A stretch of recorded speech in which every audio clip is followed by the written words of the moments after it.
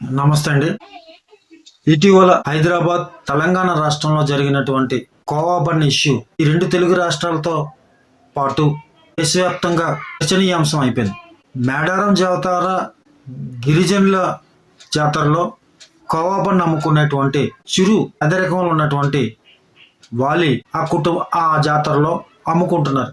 అతను అమ్ముకుంటున్నటువంటి వ్యక్తిని ఒక యూట్యూబ్ ఛానల్ జర్నలిస్ట్ వెళ్ళి నీ కోవాలో కల్తీ ఉంది, సంథింగ్ ఏదో కలిపేస్తున్నారు, అందువల్ల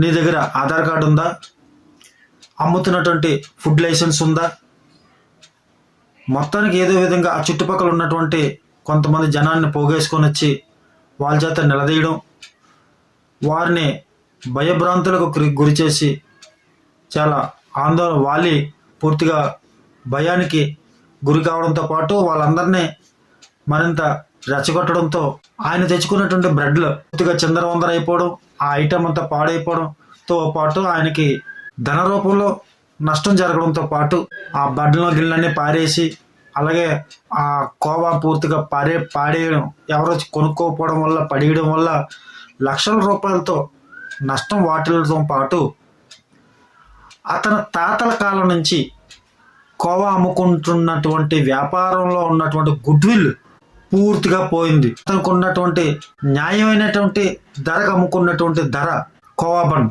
సంబంధించినటువంటి గుడ్ విల్, వ్యాపారానికి సంబంధించిన గుడ్ విల్కు తీవ్ర నష్టం ఏర్పడింది. ఈ సోషల్ మీడియా విపరీతమైనటువంటి చర్యల వల్ల, జర్నలిస్ట్ యొక్క అవగాహన లేకపోవడం వల్ల, అలాగే అతను కోవా అమ్ముకుంటున్నటువంటి వలిని ఇది హిందువుల జాతర కదా, అన్ని మతస్థులు రాకూడదు, ముస్లింలు వ్యాపారం చేయకూడదు అనేది వారి యొక్క అభ్యంతరం అనేది జరిగింది. అయితే అన్ని మతస్థులు రాకూడదని కానీ, ముస్లిమ్స్ వ్యాపారం చేయకూడదని కానీ రాజ్యాంగంలో అయినా రాసిందా? చాలా విపరీతమైనటువంటి, చాలా అరుపులతో, చాలా ఆవేశంతో మాట్లాడుతున్నటువంటి మహిళా జర్నలిస్ట్ ప్రియా చౌదరి గారు చాలా ఆవేశంతో, పనికిమాలిన జర్నలిస్టులు, మీకేం జర్నలిజం గురించి మీకు తెలియదు, నా దగ్గర పూర్తిగా ఆధారాలు ఉన్నాయి అని చెప్పి ఒక ఛానల్లో చాలా విపరీతమైనటువంటి కోపోద్రేకంతో అరుస్తూ ఆమె ఒక బన్న రప్పించి మధ్యలో కటింగ్ చేసి అందులో అని ఉమ్ము వేసి, ఇలా ఈ బ్రెడ్లోని హలాల్ అని పేరు చెప్పి ఉమ్ము వేస్తారు, ఈ ఉమ్ము వేసిన బ్రెడ్ మీరు తింటారా అని చెప్పి ఒక జర్నలిస్ట్కి, ఆ ఇంటర్వ్యూ చేసినటువంటి జర్నలిస్ట్కి అడగడం జరిగింది. అలా ఉమ్ము వేసిన అమ్ముతున్నటువంటి కోవా బ్రెడ్కి సంబంధించిన విషయాల్ని చూసుకున్నట్లయితే, మీరు మీ ఛానల్లో అలా ఉమ్ము వేసినటువంటి వీడియోని ఎందుకు టెలికాస్ట్ చేయలేదు? టెలికాస్ట్ చేయాలి. ఆ ఛానల్లో కూడా నా దగ్గర ఆధారాలు ఉన్నాయి అని చెప్పి బొకాయించే ప్రయత్నం చేస్తున్నారు. చాలామంది అన్నదానాలు చేస్తారు. అన్నదానం చేసేటప్పుడు కొంతమంది ఆ అన్నదానం చేస్తూనే జై శ్రీరామ్ అని పలకమంటారు. చాలామంది ఇష్టమైతే జై శ్రీరామ్ అని పలుకుతారు, పలుకునేవని ప్రసాదం తీసుకుంటారు. అయినప్పటికీ ఒక జర్నలిస్ట్ అయ్యుండి తప్పుడు అభిప్రాయాలని చెప్పడం జరిగింది. అన్ని మతస్థులు ఆ ప్రాంతానికి వచ్చి అమ్మకూడదు అని చెప్పి అన్నారు. అదేవిధంగా పోలీసులు నిషేధం విధించారు అని చెప్పి అన్నారు. అయితే ఆ పోలీసుల దగ్గరికి కూడా వెళ్ళడం జరిగింది. అయితే మీరు ఈ విషయం మీద పోలీస్ స్టేషన్కి ఎందుకు కంప్లైంట్ ఇవ్వలేదు? లేదా ఫుడ్ ఇన్స్పెక్టర్కి కానీ, లేదంటే ఆహార కల్తీ తనిఖీ విభాగానికి కానీ మీరు ఎందుకు ఫిర్యాదు చేయలేదు? ఫిర్యాదు చేసినటువంటి ఆధారాలు మీ దగ్గర ఉన్నాయా? ఇవన్నీ లేనప్పుడు ఎక్కడైనా ఏదైనా వ్యాపారం చేసుకునేటువంటి హక్కు భారత రాజ్యాంగంలో 19వ ఆర్టికల్లో పేర్కొనడం జరిగింది. ఈ విషయాన్ని స్పందించి మంత్రివర్యులు గౌరవ లోకేష్ గారు బాధితునికి అండగా నిలబడతానన్నారు. అది నిజంగా చాలా సంతోషించాల్సిన విషయమే.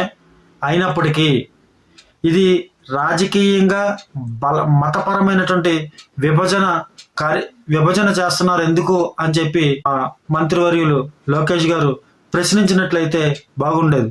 కానీ ఈ విషయాన్ని రాజకీయంగా స్వలాభానికి వాడుకుంటున్నారు అనే విమర్శలు రాకపోలేదు. ఆ విషయం మీద బాగా గ్రహించాల్సిన అవసరం ఉంది.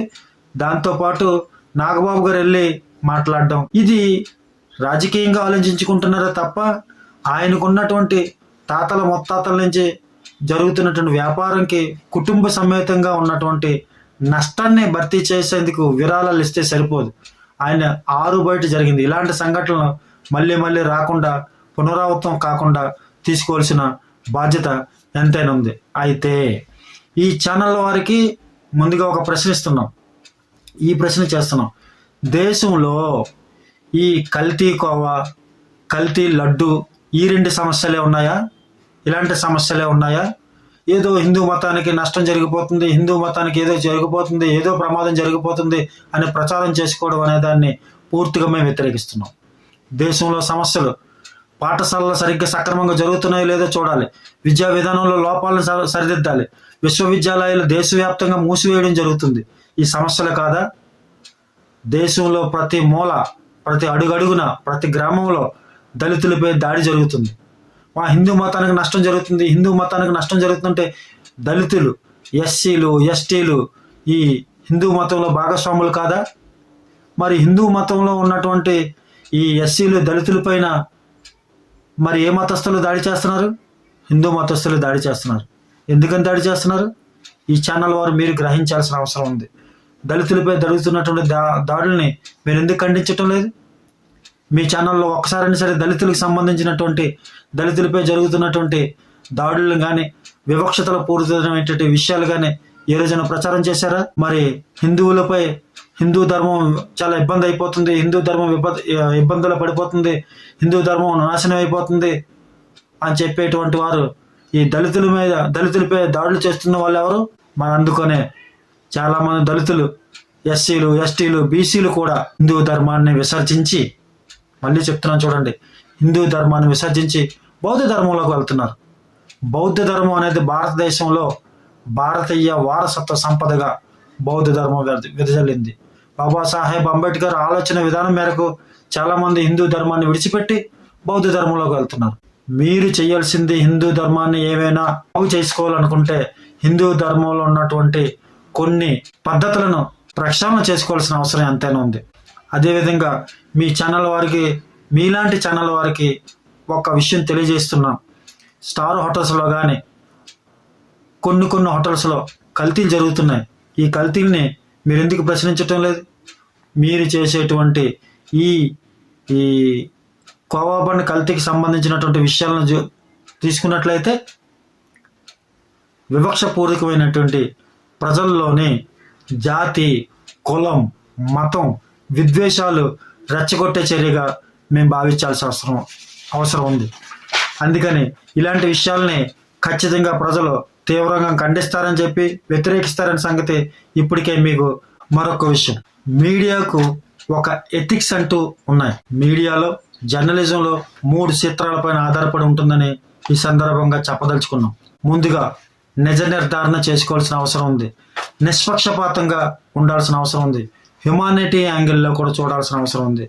ముందుగా ఈ విషయాన్ని స్పష్టం చేసుకోవడానికి నేను చెప్పదలుచుకుంది ఏంటంటే, ఏదో మీ యొక్క ఛానల్ని దృష్టిలో పెట్టి మిమ్మల్ని పాయింట్అవుట్ చేయడం కాదు.